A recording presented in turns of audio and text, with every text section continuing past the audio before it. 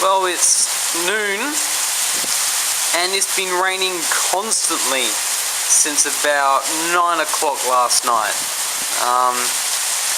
It stopped briefly at about 11:30, but now it's started again. As you can see, it's somewhat wet. Since we're in the last month of summer, starting to get into the cooler weather, which is quite nice. I mean, before when it rained, it meant that everything got really muggy. However, it's quite cool right now, so that's really, really nice. It's a nice change. However, the fact that it's raining means that it's very difficult to actually get anything done. Yes, it's been raining a lot in recent days, which something I'm not quite used to. Coming from the driest state in the driest continent, I'm not exactly used to,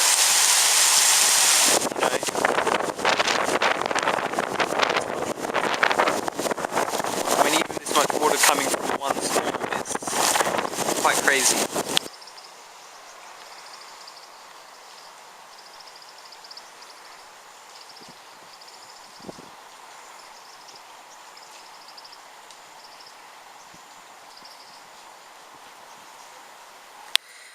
It's because of the rain that I really didn't upload a video last week. Most of the time it was raining or threatening to rain, so I really didn't have much opportunity to get out there and film some material. So apparently, originally the local economy was based around raising buffalo for, I assume, consumption. And after Sun Tui was made a national park, there was efforts made to diversify the economy away from that, because they're not the best for the local environment. However, sort of attempts to cull them have been unsuccessful, so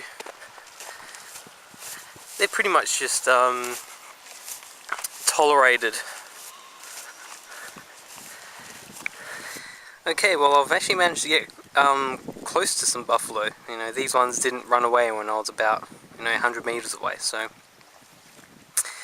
yes, buffalo.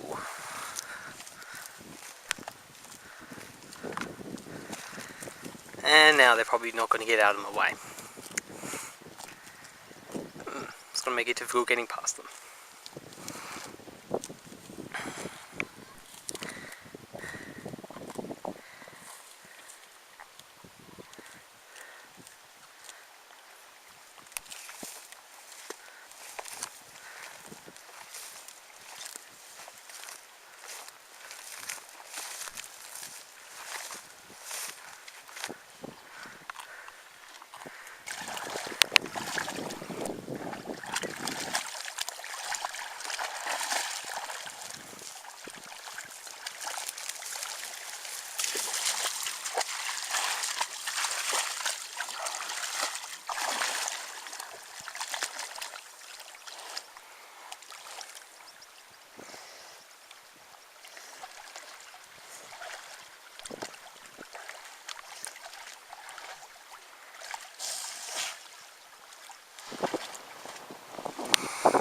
This park has only really been a national park for about 15 years, and it's only been a Ramsar site for about 6 years, and I assume that getting Ramsar site status would mean that they get all sorts of international aid.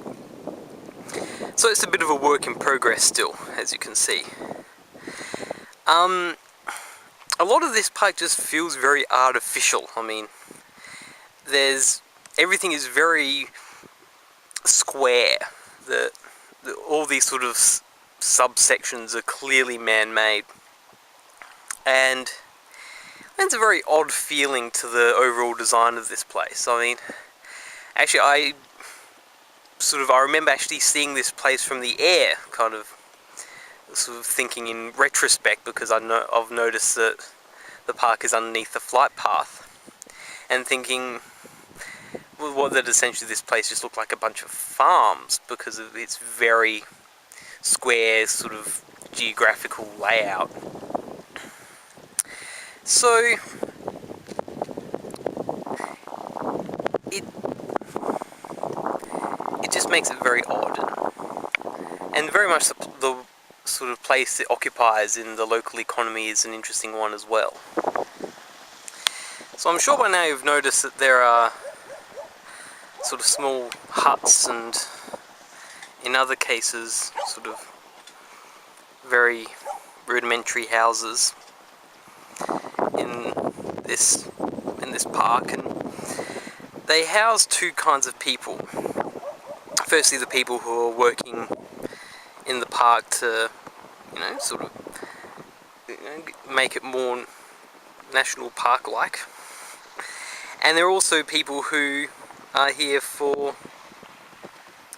economic reasons, who are here to fish. And it's for that reason I find this park to be quite a fascinating one, because of where it sits in the local economy. The economy in rural Vietnam seems to be one very much based on subsistence. So people do what they do pretty much just to make sure they have just enough money to feed themselves, as opposed to sort of economics which I'm used to in the Western world, in which generally all economic activity is attached to a much larger global picture. So the people who fish in this area are very much small scale fishing, so it's not the sort of industrial fishing that we're kind of used to thinking about in the West when we're sort of thinking commercial fishing. And from what I've read, because I've been given a lot of material to read over, the park does actually play a very large part in this, that they're encouraging sustainable development and sustainable farming practices. So they're trying to make sure that people are, they accept that people are going to be fishing here for, shellfish, normal fish, etc. But they do it in a way which makes sure that the fish are still here in 100 years' time. So it's very curious, because I'm not used to this sort of a model of a national park. I'm very much used to the model of which you have a park and you can't do anything of this sort in it. It's you very much leave it alone. So very different and quite distinctly Vietnamese, but quite good as well. It makes a lot of sense, because I don't see the Vietnamese ever allowing this area to be completely excluded from any sort of local economic activity, especially seeing that the local economy relies on this area a lot for food and income.